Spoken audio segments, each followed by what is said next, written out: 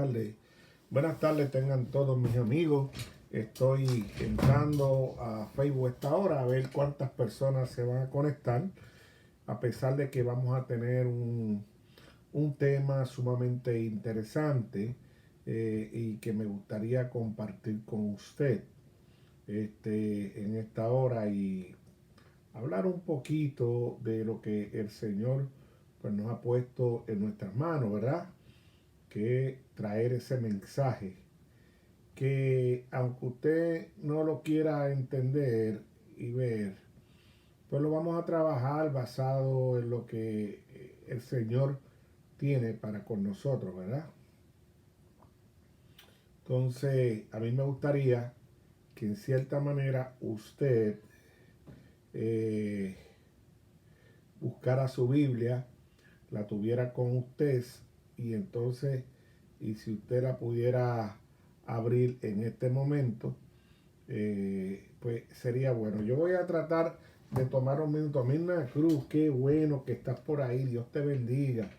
Ayúdame a promover este tema que va a ser muy bueno. Y si te mantienes aquí, vas a escuchar algo quizás nuevo en lo que voy a hablar hoy. Pero yo tengo que abrir aquí la página a ver si me deja, abrí mal, a ver si me deja invitar a otros amigos que yo tengo que pues en la computadora no están. Entonces yo tendría que irme aquí abajo y buscar ese video que está en vivo, bajar el volumen para que no se haga doble y entonces vamos a ver si que me da para compartir. El problema es que me da páginas, pero vamos a ver. Entonces me da páginas y entonces pues ahí no puedo. Vamos a darle a compartir aquí a ver qué pasa. Compartir, estoy compartiéndolo en unas páginas y si me puedes ayudar tú también a compartirlo en diferentes páginas, pues porque quería buscar amigos, pero no sé qué pasa ahora en mi teléfono, que no me envía a los amigos, me envía a las páginas y me da solamente 10 oportunidades de enviar a mis amigos. Entonces, ahora sí, y estoy buscando a mis amigos aquí, invitar en la computadora, que son casi 5,000 y no puedo seguir invitando. Pero si usted está ahí, invite a sus amigos y todos los que podamos para que este video pues usted pueda aprender lo que vamos a aprender. Así que vamos a orar y vamos a leer y todo lo que yo he escrito lo voy a compartir con usted de mis estudios. Estoy abriendo mi corazón, estoy abriendo para que en el nombre de Jesucristo podamos ver esa enseñanza que el Señor tiene. Padre, en el nombre de Jesús nos presentamos en esta hora en tu presencia. Señor, vamos a hablar un tema, Apocalipsis capítulo 2 y 3. Padre, sé tú el que nos dirija en este momento. Abre los ojos y el entendimiento para comprender lo que tú tienes con nosotros hoy. Oramos en el nombre del Padre, del Hijo y del Espíritu Santo. Amén, amén, amén. Este programa está siendo grabado también en vivo, también por YouTube. Así que me buscan así mismo, Apóstol Manuel Villanueva, y pueden ver otros temas, ¿verdad? Bueno, leemos Apocalipsis capítulo 2 en el nombre del Padre, del Hijo y del Espíritu Santo. Amén, amén. Y te invito, tú que estás viendo y que estás entrando, que compartas para que tus amigos comiencen a entrar. Y si me pueden comentar, por lo menos Mirna, me puede escribir si el audio está bien, porque estoy directamente con el audio de la cámara. Ok, porque el auricular está agotado. Pero espero que ese audio de la cámara sea suficiente, claro, para que nosotros podamos entender. Entonces dice así: escribe al ángel de la iglesia de Efeso. Dice el que tiene las 7 estrellas en su mano derecha, el que camina entre los 7 candeleros de oro.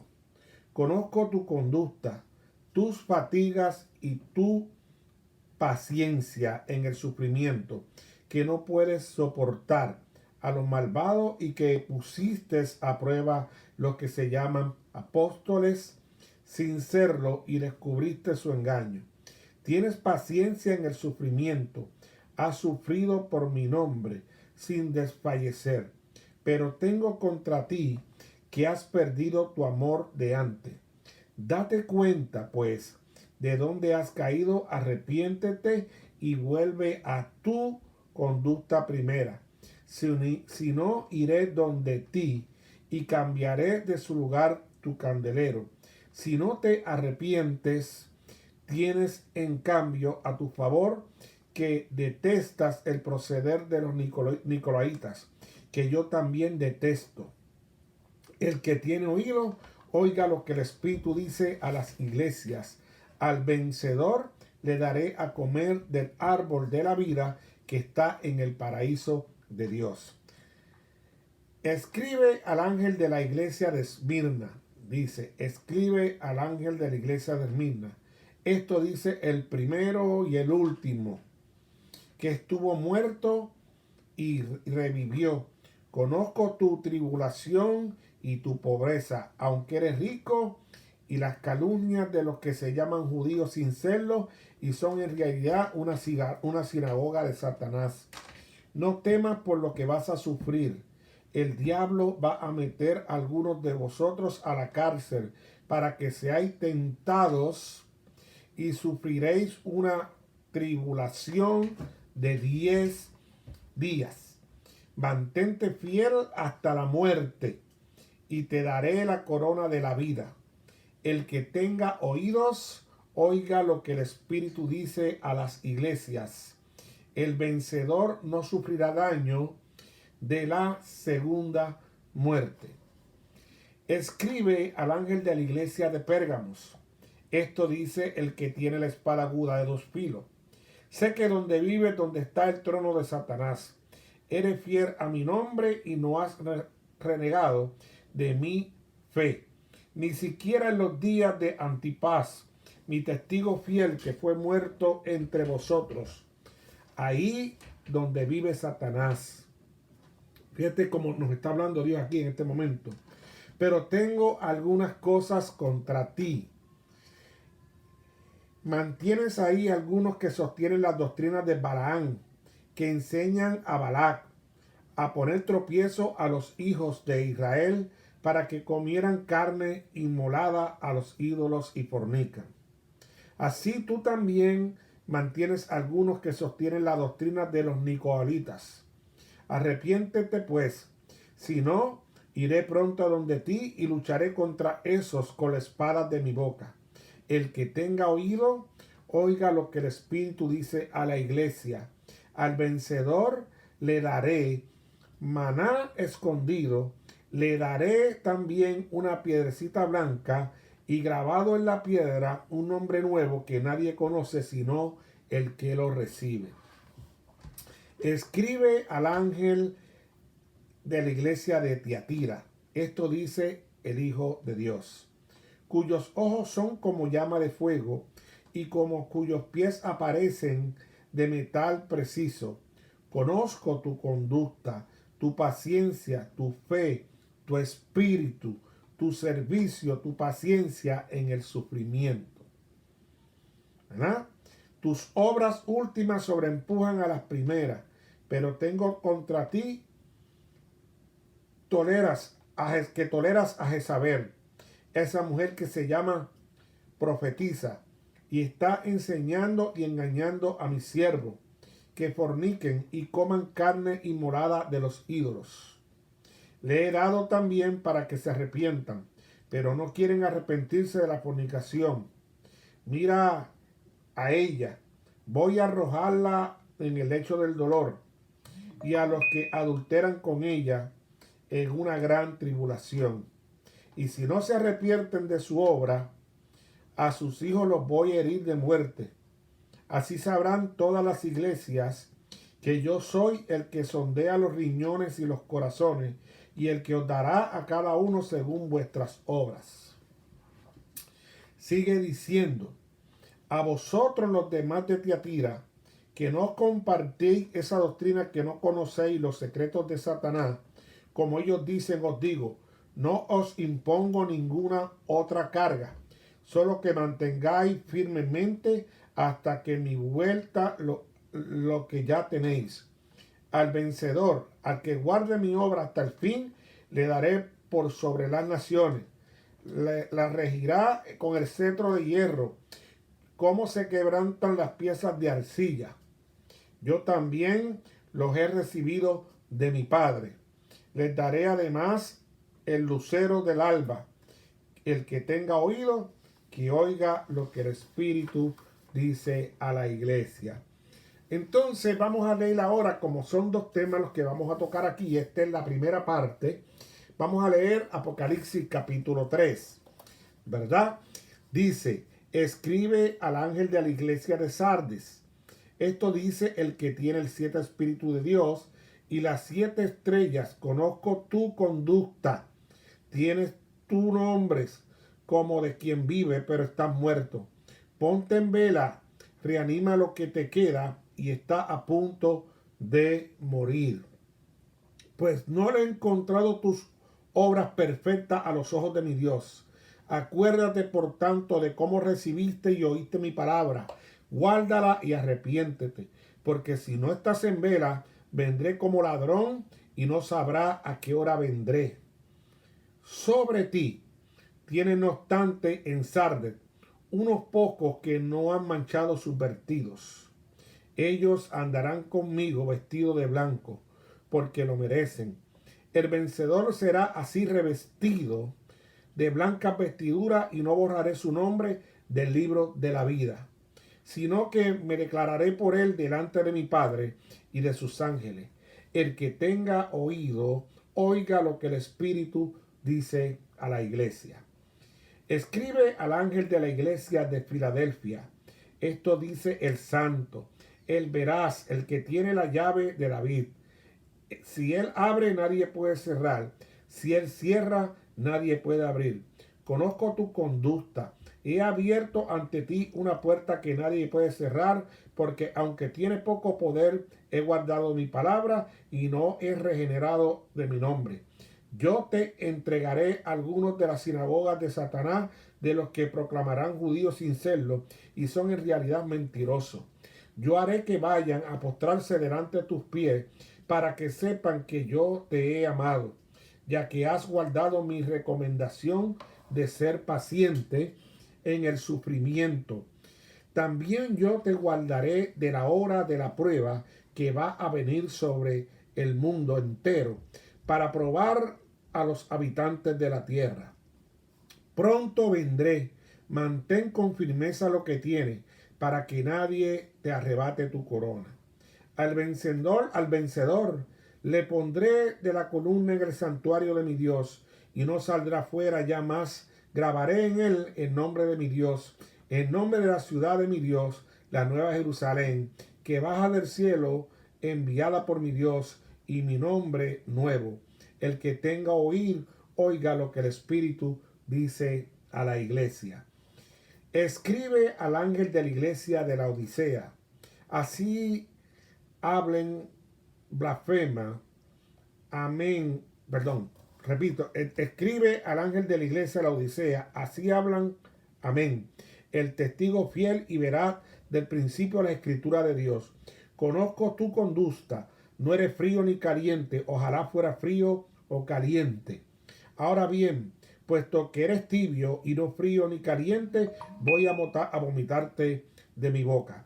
Dice, soy rico, me he enriquecido, nada me falta, y no te das cuenta de que tú eres un desgraciado, digno de compasión, pobre, ciego y desnudo.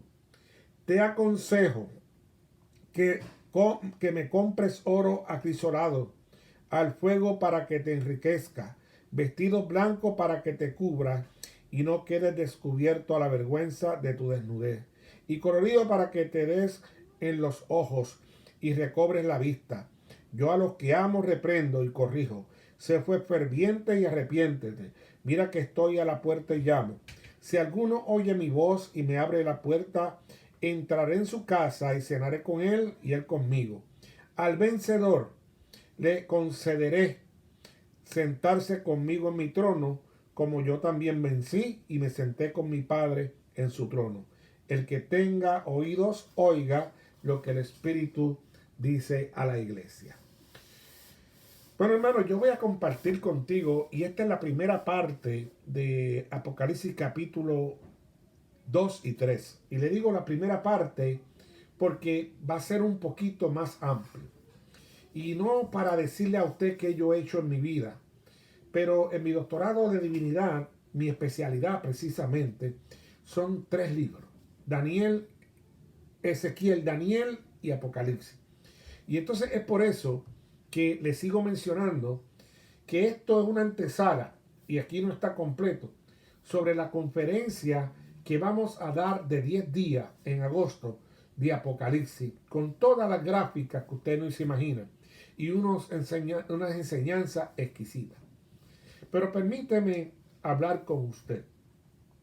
Fíjese que el cuidado de Cristo por su iglesia es humillante.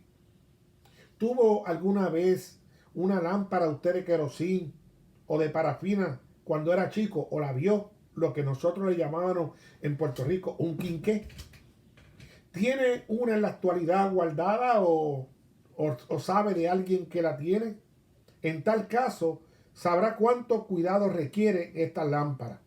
Cada vez que se le usa, hay que recortar la mecha y reemplazarla. Ves que tenga suficiente, velar que tenga suficiente querosín y limpiar la tubería donde sube ese líquido. En el santuario del Antiguo Testamento, las 7 luces del candelero de oro debían ser encendidas cada día por el sumo sacerdote. Y eso usted lo puede leer en Levítico capítulo 24, versos del 1 al 4. Mantenerlas limpias, ajustar o reemplazar las mechas y añadir aceite de oliva era parte del permanente o del tamid del sumo sacerdote, acerca del cual hablamos anteriormente en la clase pasada, aquí mismo, que está grabada ahora mismo en YouTube. La puede conseguir como Apóstol Manuel Villanueva. Pero en Apocalipsis capítulo 2, verso 1, se nos dice que Jesús camina entre los 7 candeleros de oro. Véase el libro de Hebreos capítulo 3, verso 1 y Hebreos capítulo 8, verso 1. Le voy a pedir que si usted tiene a la mano un lápiz y un papel, pueda anotar, porque usted va a aprender hoy cosas y va a chocar quizás con una realidad que es muy importante que tú debas entender hoy. Él define siempre nuestros intereses, y esa definición que Dios hace de nuestros intereses la podemos ver en Hebreos 7:25. El cuidado simbólico de las lámparas humeantes que representan su iglesia es parte de su tamid del sumo sacerdotal. Por supuesto, Jesús no se dedica en realidad a recortar mecha ni a poner aceite de oliva en las lámparas. ¿De qué manera cuida a sus iglesias humeantes y a sus puntos torpes cristianos que, ilustrando en las 7 cartas del Apocalipsis 2 y 3, allí vemos que ayudan a sus lámparas a resplandecer con una luz más brillante? Al alabar sus buenas cualidades, al reprender directamente sus faltas e invitarlo a efectuar un profundo cambio o arrepentimiento, y ofrecerle brillante recompensa a todos los que reaccionen en una forma positiva al llamado que el Señor le está haciendo a las iglesias. Yo te invito, amigo y hermano, que compartas todos estos. Mirna Cruz, yo no sé si estás ahí todavía, me hubiese gustado que te quedaras, que vieras esta transmisión completa. Caíto Pérez, mi hermano, mi amigo, me hubiese gustado que te quedaras viendo esta enseñanza. Helmin Cruz, el evangelista, Malvin López, Marcos Danilo, Silvia de la Roca y Zoila Enríquez en El Salvador. Todos sean bienvenidos, pero me gustaría que se mantuvieran, porque los veo que entran y salen. Entonces, esto es un tema sumamente importante que a veces nos han enseñado algo y que yo quiero compartir con ustedes hoy aquí. Por eso usted debe tener su Biblia en la mano y un papel y un lápiz. Mire, su Biblia en la mano y un papel y un lápiz, para que usted vaya anotando, número 1, los textos, y número 2, más adelante, cuando nos sentemos a leer algo especial, usted pueda entender qué es lo que el Señor quiere. Y vamos a hablar ahora de Efesos. En la iglesia que perdió su amor, que está en Apocalipsis capítulo 2, verso del 1 al 7. Efesos fue la iglesia que perdió su primer amor. Sí, ¿cuál era entonces el escenario en esa iglesia? Efeso era la principal ciudad de la provincia romana de Asia. No era la capital, puesto que era Pérgamos, pero disponía de un buen puerto, y su ubicación al comienzo de un importante carretera que unía el oriente con el occidente y le ayudaron a convertirse en un fuerte centro comercial. Gozaba de amplio respeto también como centro religioso pagano. Artemisa, una diosa cubierta de glándulas mamarias, como símbolo de la fertilidad, conocida también como Diana, recibía adoración allí en ese tiempo, y usted lo puede corroborar lo que le estoy explicando en el libro de los Hechos, capítulo 19, verso 35. Su magnífico templo era conocido por sus contemporáneos como una de las 7 maravillas del mundo. La iglesia cristiana, ubicada en la antestada y pagana ciudad de Efeso, fue fundada por Aquila y Priscila. Amado hermano, unos consagrados apóstoles de Pablo. Apolos, un elocuente evangelista, también colaboró en sus comienzos, como asimismo el apóstol Pablo, y podemos leer esto en Hechos capítulo 18, versos del 18 al 26. Efectivamente, Pablo trabajó 3 años en Efeso. Durante 2 de esos años enseñó cada día la escritura en un salón alquilado durante las horas de más calor, desde las 11 hasta las 4, cuando, amados hermanos, las actividades de la ciudad disminuían y el salón no estaba ocupado. Le hace Hechos capítulo 19, versos del 8 al 10, Éxodo 20, verso 31. Tanta gente dejó de adquirir los recuerdos en forma del temple de la plata y de la diosa Artemisa, que los plateros de la ciudad promovieron un tumulto de anticristianos.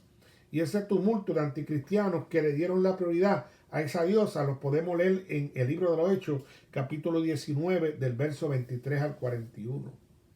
Amigos y hermanos, al visitar los dirigentes de la iglesia cristiana de Efeso, algún tiempo después, Pablo advirtió que incluso algunos de entre los que comenzarían pronto a enseñar las herejías de acuerdo a Hechos 20, 29 y 30, en una carta los amonestaba así: que nadie os engañe con vanas razones. No tengáis parte con nadie que trate de hacer eso, que trate de engañarnos. Efesios capítulo 5, versos 6 y 7. Entonces, ahí comienza lo que teológicamente le llamamos el cominio. Los cristianos de Efesos aceptaron el consejo de Pablo. 30 años más tarde, en Apocalipsis, Jesús los felicita porque pusiste a prueba lo que se llama apóstol sin serlo y porque detestas el proceder de los nicolaitas. Que añade Jesús, yo también detesto. Jesús también felicitó a los efesios por su conducta, su fatiga y su paciencia en el sufrimiento. Léase Apocalipsis capítulo 2, versos 2 y 6. Ahora, pero ¿quiénes eran los nicolaitas? Irineo, un ministro religioso del siglo II, que vivió cerca de Efeso, se refiere a ello en uno de sus escritos. Los nicolaitas pretendían ser cristianos, dice él, pero consideraban asuntos de poca monta la práctica del adulterio y comer cosas sacrificadas a los ídolos. Parece entonces que los nicolaitas eran cristianos, amados hermanos, que creían que la fe de Jesús los liberaba, amado hermano, de toda obediencia. No se parece a la iglesia moderna, que hablamos que la fe de Jesús y vivir bajo la gracia nos libera. Exactamente lo mismo. Entonces, esos nicolaitas también decían que Jesús los liberaba de algunos de los 10 mandamientos. Y eso vemos en 1 Juan capítulo verso 4. El apóstol escribió acerca de la gente que parecía decir eso. Yo le conozco a Jesús, pero al mismo tiempo estaban quebrantando los mandamientos. Cualquiera que así hable, dice San Juan, es mentiroso. Entonces vamos a ver y vamos a hacer un alto aquí, porque yo quiero compartir con ustedes otra serie de textos. Y vamos a ir a primera de Juan capítulo 2, verso 4. A primera de Juan, Y si usted busque en su Biblia y sígame a mí. Porque fíjese que aquí vamos a entender dos cosas. Dos cosas que usted no se predica y que no se hablan y que se la ha tenido escondido. Por eso es que yo quiero compartir con usted una enseñanza limpia y transparente. Para que seas tú quien decida al final del tiempo si tú seguir esa verdad que el Señor nos quiere plantear o seguir todavía en el engaño de que la gracia te da facultad para todo y que la gracia eliminó los 10 mandamientos. Pero vamos a ver qué dice Primera de Juan capítulo 2 verso 4. Dice, el que dice yo le he conocido y no guarda sus mandamientos, el tal es mentiroso y no hay verdad en él. Entonces fíjese, vamos al libro de Juan capítulo 8, 44. Juan capítulo 8, el verso 44. Amado hermano. Entonces, fíjese como dice Primera de Juan capítulo 2, verso 4. El que dice yo le conozco, le he conocido y no guarda mis mandamientos, el tal es mentiroso y no hay verdad en él, dice Primera de Juan. Ahora, ¿qué pasa con el mentiroso? ¿De dónde viene la mentira? Vamos al libro de Juan, capítulo 8, verso 44. El verso 8, el capítulo 8, el verso 44, por cierto, ambos libros del Nuevo Testamento, dice así, vosotros de vuestros padres el diablo sois, y los deseos de vuestro padre queréis cumplir. El homicida ha sido desde el principio, y no permaneció en la verdad, porque no hay verdad en él. Cuando habla mentira, de suyo habla, porque es mentiroso y padre de la mentira. O sea, ¿qué pasa? Si Primera de Juan dice que el que dice que le ha conocido y no guarda sus mandamientos, el tal es mentiroso, entonces el mismo Jesús que nos está hablando en Primera de Juan nos está definiendo qué pasa, quién es el Dios del mentiroso. Y dice, vosotros de vuestro padre el diablo sois. O sea, porque el diablo es el padre de la mentira. Y cuando yo digo que conozco a Jesús y cuando yo digo que amo a Jesús y no guardo los mandamientos, estoy mintiendo. Y si soy mentiroso, soy de vuestro padre el diablo, dice Juan. Por eso le estoy dando los textos bíblicos. Pero ¿qué pasa? Van a haber personas que van a decir, disculpe apóstol o pastor, como usted me quiera llamar, pero ya los 10 mandamientos son del Antiguo Testamento. Y ahí está hablando de los mandamientos nuevos del Nuevo Pacto. Vamos a ver entonces, te invito a que abras tu Biblia nuevamente en Primera de Juan capítulo 2 y vamos a leer del 4 al 7. Primera de Juan capítulo 2 verso del 4 al 7. Y dice, el que dice yo lo he conocido y no guarda sus mandamientos, el tal es mentiroso y no hay verdad en él. Y sigue diciendo, mas el que guarda su palabra en el amor de Dios está verdaderamente perfecto en él. Por eso sabemos que está con él o que estamos con él. El que dice que está en él debe andar como él anduvo. Hermano, no os escribo mandamiento nuevo, sino el mandamiento antiguo que habéis tenido desde el principio. Óigame bien, el 7 dice, hermanos, no os escribo mandamiento nuevo. O sea, hermano, no te estoy escribiendo nada nuevo, ni te estoy hablando de nada nuevo, sino el mandamiento antiguo que habéis tenido desde el principio. El mandamiento antiguo es la palabra que habéis oído desde el principio. O sea que entonces nosotros no podemos cambiar lo que el hombre quiere cambiar. Entonces, si vamos a Segunda de Juan y vamos a leer en Segunda de Juan del 5 al 5 y 6. Segunda de Juan, el texto 5 y 6, usted y yo vamos a entender muchas cosas que el Señor nos está presentando en esta hora. El verso 5 de Segunda de Juan dice, y ahora te ruego, señora, no como escribiéndote un nuevo mandamiento, no te estoy escribiendo nada nuevo, sino aquel que nosotros hemos tenido desde el principio, que no amemos unos a los otros, porque ese mandamiento no es nuevo, vino desde que el Señor otorgó los 10 mandamientos. El 6 dice, en Segunda de Juan, y y este es amor, que andemos según su mandamiento. Este es el mandamiento, que andéis en él como vosotros habéis oído desde el principio. Así que el Señor nos está invitando a que nosotros comencemos a entender que el mandamiento que Él nos habla es desde el principio. Y estoy dejando grabados los textos bíblicos para que los que entren después, aquí a última hora, puedan entender. Así que yo entiendo que llamar mentiroso a un cristiano que manifiesta poco respeto por los mandamientos es expresarse ciertamente con severidad. Jesús también se expresó severamente cuando dijo que detestaba las enseñanzas de los nicolaitas. Recordemos que en el Sermón del Monte Jesús dijo: no todo el que me diga Señor, Señor entrará en el reino de los cielos. Fíjense, no todo el que me diga Señor, Señor entrará en el reino de los cielos, sino el que haga la voluntad de mi Padre celestial. Mateo capítulo 7, verso 21. Esa manera de expresarse nos induce a reflexionar tanto más que cuando mucha gente hoy afirma que la fe libera a los cristianos de la observancia de uno o más de los 10 mandamientos.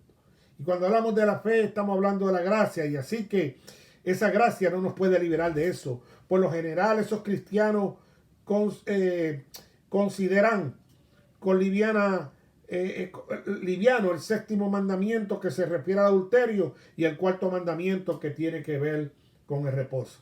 Esas personas que están en la gracia ven como liviana esa parte de lo que es, amado hermano, el adulterio, porque ya, ¿y cómo lo hacemos? Hay miles y miles de pastores, por lo menos de los que yo conozco aquí en Trenton, en New Jersey, que están ejerciendo en una iglesia, que viven con una persona, que no están casados, que están viviendo bajo unión libre, porque están casados en su país, porque están casados en Guatemala, porque están casados en El Salvador, y abandonaron su familia para venir a ganar mejor y ayudar a su familia, y al final terminaron haciendo otra familia aquí en Estados Unidos. Engañaron a sus familias que iban a regresar y jamás regresaron.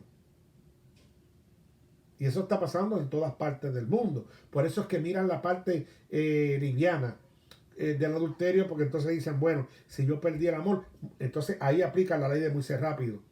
Moisés dijo que le dieran las cartas de divorcio, pero ni eso hacen, porque ni se atreven a decir. Y llaman a esa familia, ¿y sabe cuándo la llaman? Cuando están en los trabajos, escondidos de las casas.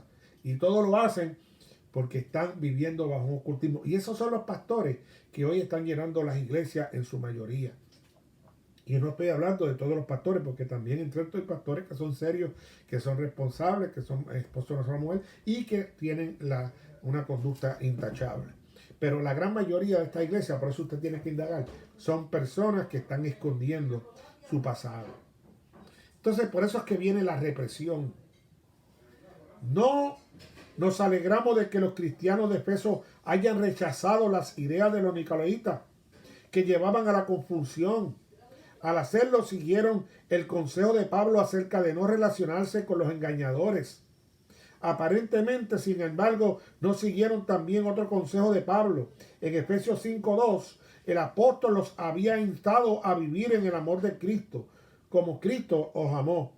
Pero en Apocalipsis capítulo 2, verso 4, Jesús tuvo que decirle: pero tengo contra ti que has perdido tu amor de antes. En otras Biblias, que has perdido tu primer amor, amado hermano. Entonces eso es bien importante que tú lo tengas presente. El filo del primer amor por Dios se había embotado entre los cristianos de Efesos. También había perdido el calor de su primer amor mutuo. Jesús consideraba que esta pérdida del amor de antes era un pecado de primera magnitud.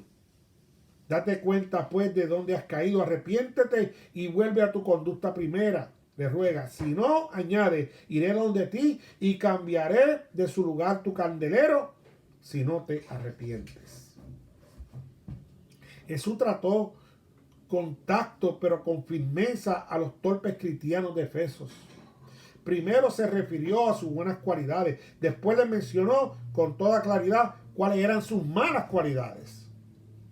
Una iglesia cristiana, si realmente quiere serlo, si desea ser una verdadera luz en el mundo, tiene la ineludible responsabilidad de vivir el amor. En esto conocerán todos que sois discípulos míos si tenéis amor los unos a los otros. Juan capítulo 13, verso 35. Brille así nuestra luz delante de los hombres para que vean vuestras buenas obras y glorifiquen a nuestro Padre que está en los cielos. Mateo 5, 16, 17. La gente menesterosa considera que la iglesia es una luz que glorifica a Dios. Cuando los cristianos le brindan ayuda en forma práctica, los hombres de negocio van a la iglesia con una luz, glorifican a Dios cuando los cristianos pagan sus cuentas a tiempo y formulan sus quejas si tienen que hacerlo en una forma amable y amigable. Los no cristianos se asombran por el poder de Dios cuando una iglesia llena de reyerta deja de ser una iglesia humeante y sus miembros comienzan a amarse los unos a los otros de nuevo. Pero hay una recompensa que es el gozo que produce la restauración del amor, de los comienzos en el principio de la recompensa, que se ponen a disposición de los cristianos en Efeso. Al vencedor dice, es decir, a todo el que vence esa falta de amor, Jesús le dice, le daré a comer del árbol de la vida que está en el paraíso de Dios. El árbol de la vida estaba originalmente en el jardín del Edén. Véase Génesis capítulo 2, versos 8 y 9. El paraíso está ahora en el cielo. Véase 2 de Corintios capítulo 2. El 2 de Corintios capítulo 12, versos 2 y 3. Todos desearíamos haber tenido el árbol de la vida ya hace ya mucho tiempo en medio de nosotros. Jesús nos promete que lo tendremos pronto en el cielo, porque ya se están cumpliendo las señales del fin, amado hermano. Voy a hablar en este momento y si usted está todavía, mande una manito, diga algo para saber que usted está todavía aquí en medio de nosotros. Estoy verificando por aquí quiénes están, pero no puedo ver. Entonces así que me gustaría que usted también, amado hermano, entrara y pusiera sus manitos por ahí y dijera, estamos aquí y estamos viendo lo que el Señor nos está poniendo en una enseñanza. Quizás usted no le dé importancia a lo que le estamos planteando en esta tarde de hoy. Quizás usted piense que ya esto son cosas pasadas. Pero el Señor ha puesto en mi corazón entrar en un poquito más profundo en la teología para el que tiene oído para oír, que oiga. Entonces, ¿dónde estamos? Yo le invito a usted que haga las preguntas y que participe de estos temas. Y esto va a estar grabado para si usted lo quiere ver completo en YouTube, Apóstol Manuel Villanueva, y ahí va a encontrar las grabaciones que hemos hecho hasta el momento. Ahí está Apocalipsis 1 y esto es la primera parte de Apocalipsis, capítulo 2 y 3.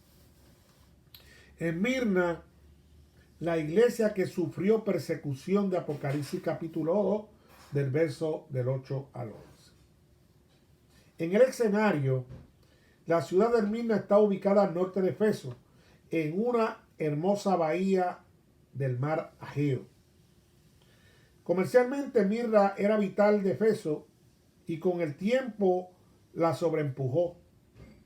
Nos interesa saber que Mirna era vanagloriada de poseer el único mercado conocido del mundo antiguo construido a través de niveles, con negocios en los dos niveles superiores, más uno en el subsuelo, bajo el nombre turco de Izmir. Esmirna existe hasta el día de hoy y es la tercera ciudad de Turquía y la más floreciente de las 7 mencionadas en Apocalipsis capítulo 2 y 3. La iglesia de Esmirna padeció persecución, fue calumniada por los falsos judíos y destinada a ser atormentada por Satanás y padecer tribulación por 10 días.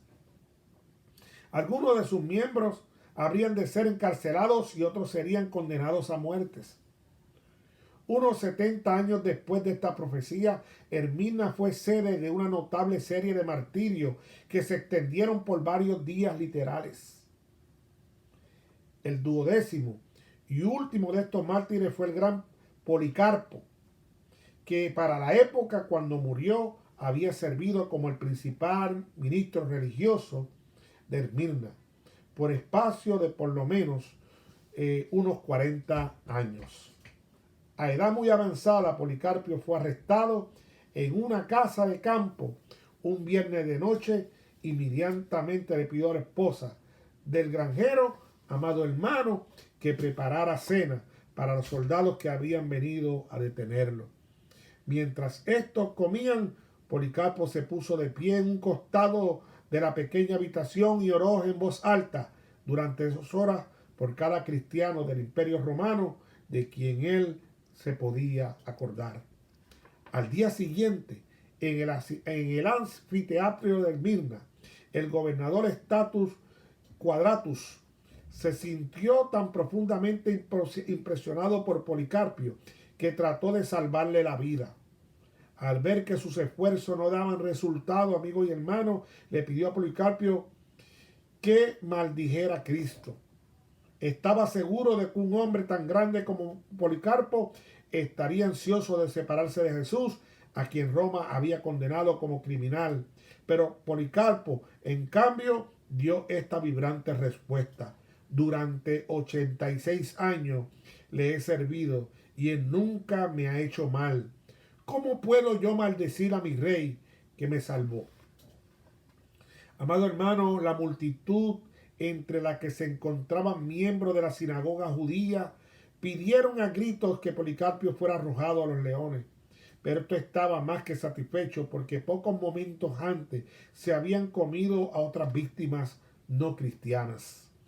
Un heraldo explicó entonces que ya había pasado la hora del día cuando todavía era legal que se usaran leones en ese entretenimiento, pero que la multitud exigió que Policarpio fuera quemado vivo. Cuando el gobernador consistió a los judíos en una actitud hostil muy poco común, fueron los primeros en reunir leña para la hoguera, aunque era día sábado en ese momento. Entonces vino el encomienio. Jesús sabía todo lo referente a la tribulación presente y futura de los cristianos en Esmirna. También apreciaba profundamente la calidad de su fe en él. Conozco tu tribulación y tu pobreza, decía Jesús. Dice por años y añade, prontamente, aunque eres rico. Los cristianos de Esmirna no recibieron ninguna reprensión, solo felicitaciones y una promesa de recompensa. Ahora, ¿qué recompensa hablamos? De acuerdo con las circunstancias apremiantes de los cristianos de Esmirna, Jesús presenta ante ellos como el primero y el último que estuvo muerto y vivió. Y a continuación les hace una doble promesa de resurrección: mantente fiel hasta la muerte y te daré la corona de vida, y el vencedor no sufrirá daño de la muerte segunda. Jesús es especialista en resurrección y vida, de acuerdo a Juan 11:25. Se resucitó a sí mismo en Juan 10, 17 y 18, y ha resucitado una cantidad de gente, Apocalipsis 1, 18. Las asombrosas promesas que le hizo a Esmirna son perfectamente dignas de confianza. Pero estas promesas son para los que venzan. No es para todo el mundo, sino para los que venzan. Para los que sean fieles hasta su muerte. Son para los cristianos que triunfen sobre el mal, que prefieran morir antes de hacer algo incorrecto. Son para cristianos que prefieran morir antes de cometer adulterio, tomar el nombre de Dios en vano, quebrantar el sábado. Para cristianos que prefieran morir antes de ser deshonestos a lo que es la palabra de Dios. Señor Jesús, tú que cuidas los candeleros, ayúdanos a difundir una luz pura y resplandeciente en cada mensaje que estamos presentando en esta tarde. La tercera iglesia es la iglesia de Pérgamo, la iglesia cercana al trono de Satanás, de acuerdo a Apocalipsis capítulo 2, verso 12 al 17. En ese escenario de esa iglesia de Pérgamo, la ciudad de Pérgamo estaba ubicada en la saliente de una elevada montaña, un sitio ideal para la defensa. En el siglo II y III a.C., Pérgamo, capital del reino del mismo nombre, era ilustre centro cultural. Su biblioteca contenía los rollos de 200.000 libros. Muchos de esos rollos, de paso, eran pergaminos, un cuero curtido gracias a una técnica muy especial. Los pergaminos comenzaron a fabricarse en Pérgamo. El rey de Ptolomeo V de Egipto suspendió la exportación de rollo de papiros en su país. Las sanciones económicas no funcionaban mejor entonces que ahora, pues estimularon la competencia para producir material de calidad superior. La palabra pergamino deriva del Pérgamo. El rey Atalo II estableció en su testamento que su muerte en Pérgamo debía pasar a formar parte del Imperio Romano. Esto se hizo en el año 133 a.C. Como, amado hermano, nueva capital de la provincia de Asia, Pérgamo ahora podía reclamar la presencia de un gobernador romano. Con el transcurso del tiempo pudo jactarse de haber construido templos en honor a varios dioses paganos, incluso omisiosamente el primer templo conocido para honrar al emperador Augusto en el año 29 a.C. Más tarde se edificó otro templo para adorar al emperador Trajano y más tarde otro en honor al emperador Severo.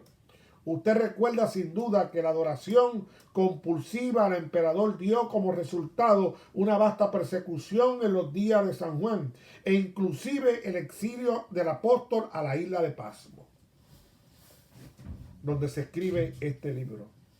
Por eso Jesús dice, sé dónde vives. Le dice Jesús a la congregación de Pérgamo, donde está el trono de Satanás, donde está el engaño, donde está la idolatría. Entonces el comio, que Cristo manifestó su compadecencia por el hecho de que a pesar del ambiente malvado que les rodeaba a la iglesia de Pérgamo, no había negado la fe. Y Jesús le dice, ni siquiera en los días de Antipas, mi testigo fiel que fue muerto entre vosotros, ahí donde vive Satanás. Nos gustaría saber a nosotros algo más acerca de Antipas, pero no hemos logrado descubrir nada más. Qué feliz se va a sentir este leal cristiano cuando oiga en el momento de la resurrección la voz de Jesús felicitándolo así: Antipas, mi fiel testigo. Eso es algo sumamente importante que debemos saber. Y por eso viene la reprensión en este texto. Aunque Antipas era digno de reconocimiento, otros cristianos de Pérgamo no lo eran. Algunos de ellos habían aceptado la doctrina de Balaam, que enseñaba a Balac a poner tropiezo a los hijos de Israel para que comieran carne inmolada a los ídolos y fornicaran. Y Jesús añadió, también mantienes a algunos que sostienen la doctrina de los nicolaitas. Doctrina que Jesús había aborrecido. Pocas páginas atrás de la Biblia, en Apocalipsis 2 y 3, leímos que la congregación de Efeso rechazó a los nicolaitas, de manera que Pérgamo en conjunto no estaba portándose tan bien como Efesos. Al hablar acerca de Efesos, nos enteramos de que los nicolaitas enseñaban que la fe en Cristo los libertaba de la observancia del mandamiento relativo al adulterio y hasta cierto punto también del que tiene que ver con la idolatría. Parece que las enseñanzas de Balaam eran parecidas. Balaam aparece aquí como metáfora. El Balaam de la historia fue un notable profeta del Antiguo Testamento. Véase el libro de Números, capítulo 25, verso del 1 al 9, y el libro de Números, capítulo 31, verso 16. Amado hermano, después de servir a Dios por muchos años, Balaam aceptó la oferta de soborno por parte de Balac, rey de los moabitas, que quería maldecir a los israelitas para que estos no pudieran derrotar a los moabitas en el momento de la batalla. Dios hizo un milagro para impedir que Balaam maldijera a Israel, pero esto estaba tan decidido a obtener el soborno ofrecido que aconsejó al rey Balac que invitara a los israelitas a una fiesta pagana con abundancia de mujeres y vino. Es claro que Balaam llegó a la conclusión de que sí podía conseguir que los israelitas cometieran graves pecados. Dios mismo los iba a maldecir. Amado hermano, el rey de Balac siguió el insidioso consejo de Balaam y muchos israelitas sucumbieron ante la tentación. Dios, por supuesto, no maldijo a Israel, pero ordenó que los dirigentes israelitas que habían colaborado con Balaam fueran ahorcados. Miles de israelitas que participaron en esa fiesta cayeron víctimas de la enfermedad. Y en Apocalipsis capítulo 2, verso 16, Jesús quería que el dirigente, el ángel de la congregación del Pérgamo, persuadiera a los miembros del partido de Balaam a arrepentirse y cambiar de conducta. De lo contrario, dijo Jesús solemnemente, iré pronto donde ti y lucharé contra esto con la espada de mi boca.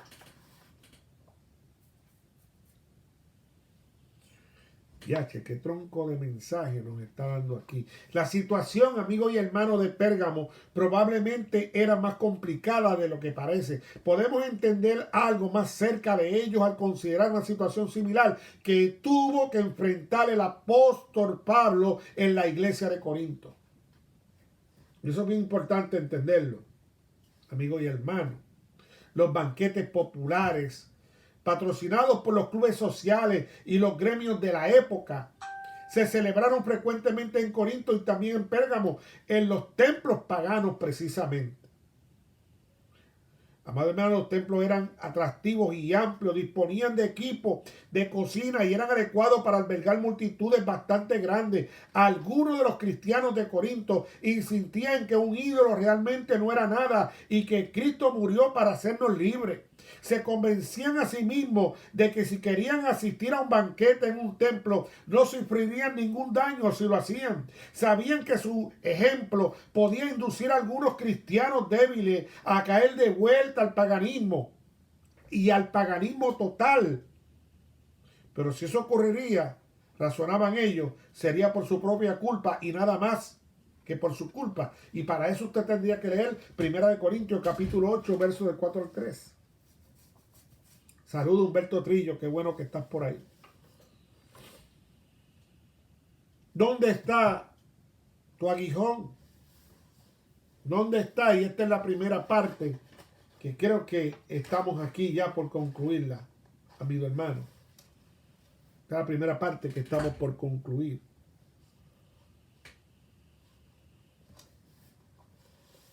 Y miren bien, al Pablo replicar, estuvo de acuerdo con ellos en que los ídolos no tienen existencia pectoral, pero le dijo, los demonios sí la tienen. El participar de una fiesta pagana, señaló, era como participar de la cena del demonio en lugar de compartir la cena del Señor. ¿Y qué decir de la libertad de ustedes en Cristo?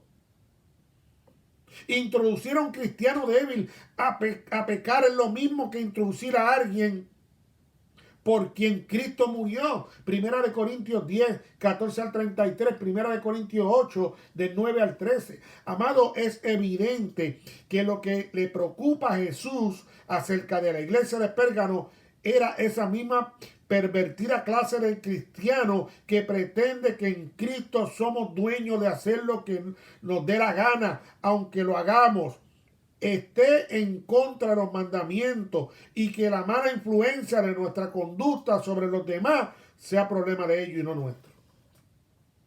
El cristiano que dice que ya los mandamientos no los señala porque son una carga.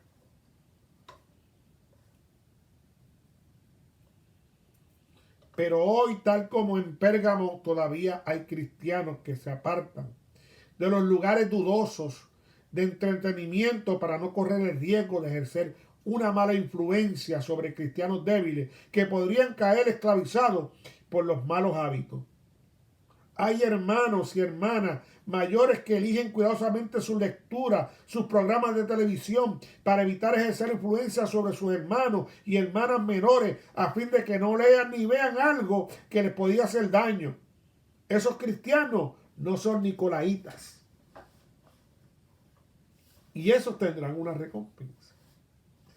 Y dice, al vencer les daré maná escondido. Le daré también una piedrecita blanca y grabado en la piedra un nombre nuevo que nadie conoce sino el que lo recibe. Apocalipsis capítulo 2, verso 17. En muchas culturas no occidentales se elige el nombre de una persona para que concuerde con un carácter, su personalidad o algún acontecimiento de su vida. A veces el nombre se modificaba después de algunos años como resultado del cambio de carácter o de una actividad de persona. En la Escritura se nos dice que Jesús cambió el nombre de Simón al de Simón Pedro o Piedra, para dar a entender que su personalidad era semejante a una piedra. Léase Marcos 3:16, Mateo 16:18. El nombre de Cristo Jesús significa alguien que salva, Mateo 1:21. En el Antiguo Testamento, Jacob significaba suplantador. Un sentido negativo puede referirse a alguien que ocupaba el lugar de otro mediante un fraude. Jacob era ciertamente un tramposo, pero cambió después de triunfar en su lucha con el ángel de Dios en Peniel. Su nombre fue cambiado y pasó a ser Israel. En adelante no te llamas Jacob sino Israel, le dijo el ángel, porque has sido fuerte contra Dios y a los hombres los podrás. Génesis capítulo 32, 29. Amado hermano, puesto que habla dejando de ser tramposo, no se conocía más a Jacob por ese nombre, sino como vencedor, porque precisamente eso era lo que había llegado a ser. Ahora era Israel y vencedor.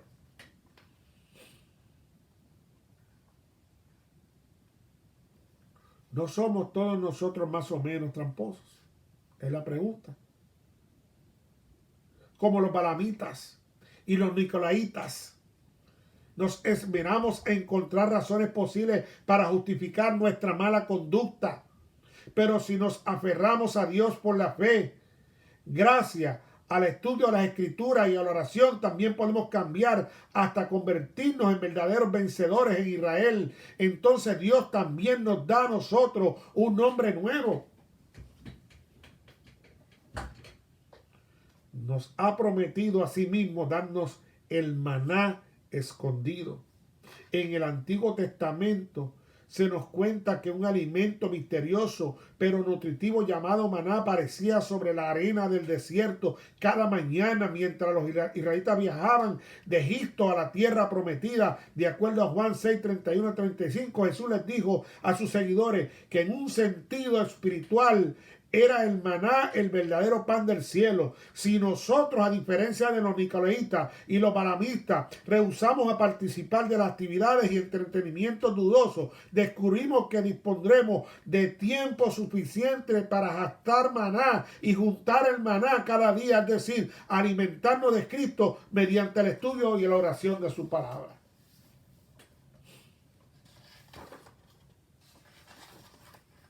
Qué bonita enseñanza esta. Eso es lo que Dios nos está hablando. ¿Y usted? ¿Qué está pensando hoy? ¿Por qué no está siguiendo las enseñanzas que se le quieren dar a través de Apocalipsis en su casa?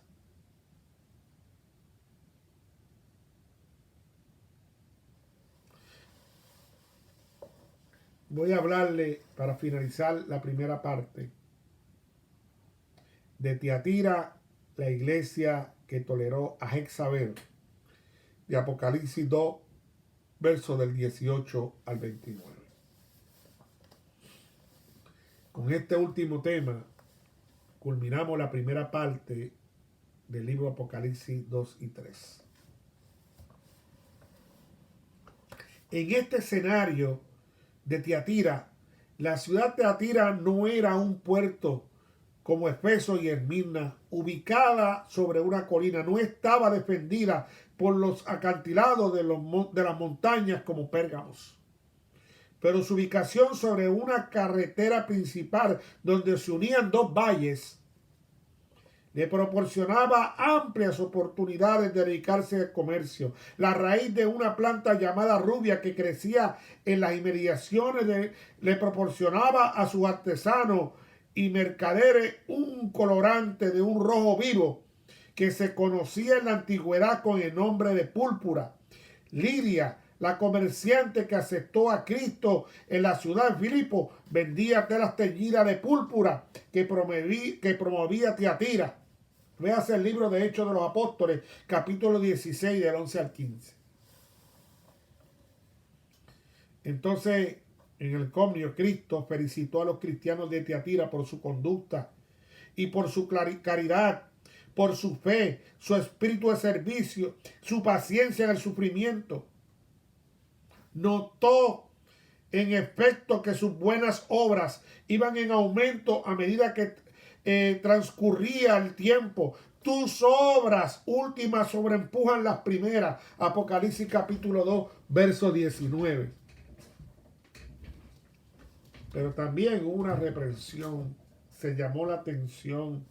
Pero a pesar de sus numerosas obras de claridad y encomiables virtudes, los cristianos de Tiatira necesitaban más ayuda del celestial cuidador del candelero que ninguna otra, con excepción de la Odisea, mientras los efesios habían rechazado a los nicolaitas y solo algunos de los pergámenes habían aceptado a los balamistas.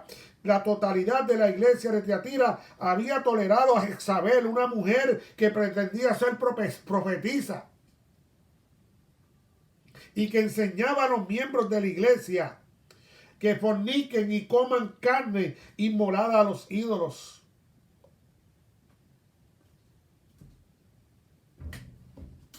Como Balaán. La verdadera Jezabel fue una persona infame de la época del Antiguo Testamento. Se casó con el rey Ahab y de ese modo llegó a ser la reina de Israel, es decir, de la nación israelita ubicada en esos días en el norte del territorio. Hija del rey pagano Tiro, Jezabel trajo consigo sacerdotes paganos a Israel y pronto convirtió a la mayor parte de los israelitas al inmoral culto de Balaal. Muchos israelitas que no quisieron abandonar su fe en Dios sufrieron un martirio. Léase Primera de Reyes, capítulo 16 y 21. Reconocemos que el problema que tenía Tiatira con Jezabel, inmortalidad y participación de la carne sacrificada de los ídolos, era la misma transigencia con la cultura pagana que promovían los nicolaitas y los balaístas. El grado de transigencia, de pecado, en cambio, era devastadoramente peor. La rebelión de Jezabel había llegado a la madurez, había llegado hasta el final, había llegado al trono, a pesar de que se le conoció tiempo se le dio tiempo para que se arrepintiera, había rechazado con turdez efectuar cualquier cambio. Como resultado de ello, debía sufrir los efectos de una gran enfermedad, presumible producto de sus propios excesos. Y Jesús le dice: mira a ella, voy a arrojarla en el lecho del dolor. Y a menos que se arrepintiesen, sus seguidores tendrán que pasar por una gran tribulación. Apocalipsis 22, Apocalipsis 2:22. Esa es la realidad. En los días de Jezabel, el Antiguo Testamento, 7,000 israelitas rehusaron valerosamente transgredir con la cultura pagana en sus días. Primera de Reyes 19:18. Nos alegramos al enterarnos que en la Tiatira también había un grupo que no compartía esas doctrinas de Jezabel, que no conocían los secretos de Satanás, como ellos dicen. Cristo los animó diciéndoles: solo que mantengáis firmemente hasta mi vuelta lo que ya tenéis. Apocalipsis 2, versos 25 y 26. El juicio previo del advenimiento de Jesús, inmediatamente después de su palabra acerca del castigo de Jesús, dijo: así sabrán todas las iglesias que yo soy el que soñaba a los riñones y los corazones, y que os dará a cada uno según vuestras obras. Apocalipsis 2, 23. En el Antiguo Testamento, ni siquiera el profeta Elías estaba al tanto de que esos 7,000 fieles creyentes que mencionamos hace un momento se estaban manteniendo firmes. Creían que él era el único que lo estaba haciendo, pero Dios conocía a cada uno de los 7,000. El Señor que lo estaba haciendo los conocía. El Señor estaba observando constantemente nuestra conducta. Sus ojos amigables se fijaban en cada persona que le era fiel. Cuando Jesús dijo: todas las iglesias sabrían, él soñaba los riñones y los corazones, y que un día dará a cada uno según sus obras. Estaba hablando de juicio. Estaba hablando acerca de un papel personal como juez de todos los cristianos y de todas las iglesias cristianas. Pero un malentendido acerca de la palabra de Cristo que encontramos en Juan capítulo 5, 24. Desgraciadamente ha dejado la impresión de que los verdaderos cristianos pueden olvidarse de que el juicio final se aplica a ellos. El que escucha mi palabra y cree en el que me ha enviado tiene vida eterna y no incurre en juicio, dice Jesús en Juan 5, 24. De acuerdo con la Biblia de Jerusalén, las otras versiones catalanas que hemos consultado con ligeras variantes dan ideas semejantes. Pero 2 Corintios capítulo 5, 10 leemos que es necesario que todos somos puestos a descubierto en el tribunal de Cristo, para que cada cual reciba conforme a lo que hizo durante la vida mortal, el bien o el mal, y la declaración de que en Cristo encontramos la vida. Apocalipsis 2:23 no deja lugar a dudas. Así sabrán todas las iglesias que yo soy el que sondea los riñones y los corazones, el que os dará a cada uno según nuestras obras. En lugar de decir que los verdaderos cristianos no pasarán por el juicio,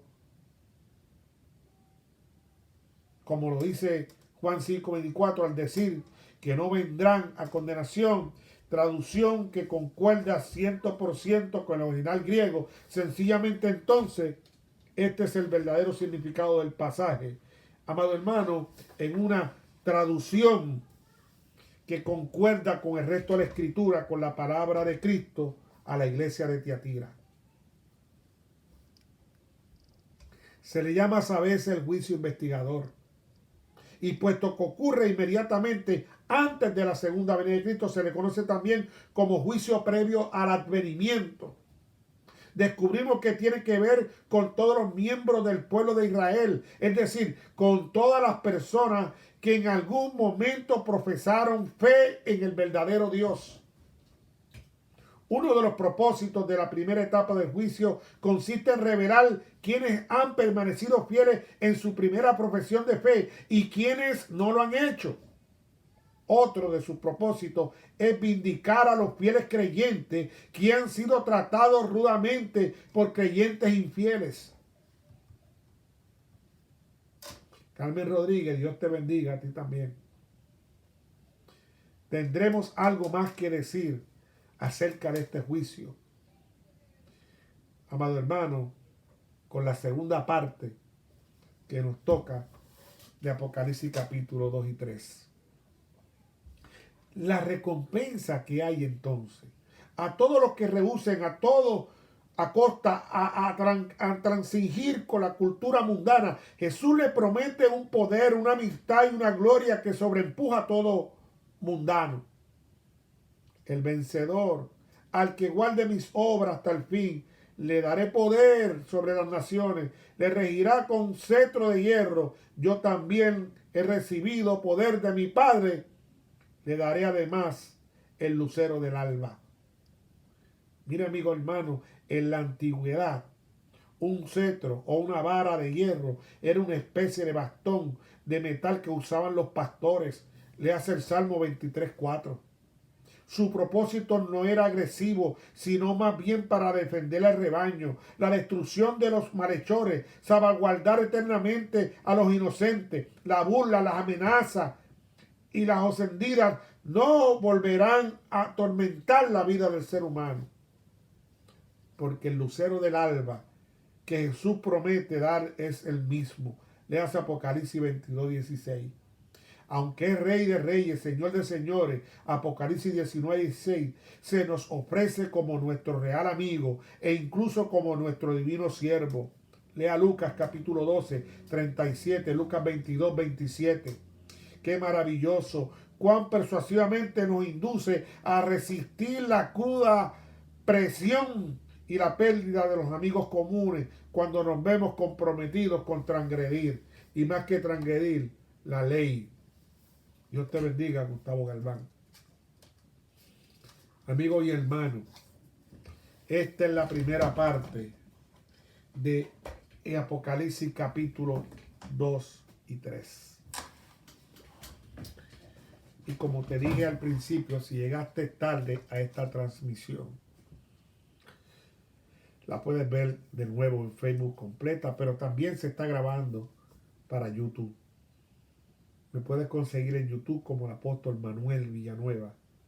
Y ahí vas a ver de las pocas que he puesto y que he decidido de ahora en adelante ir grabando cada día más.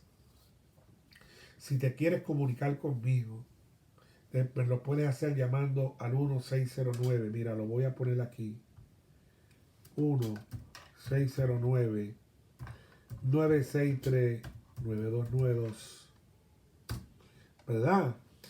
Es el mismo número, voy a poner el mismo número en WhatsApp. Así que usted va a poder, amado hermano, comunicarse conmigo si usted lo desea.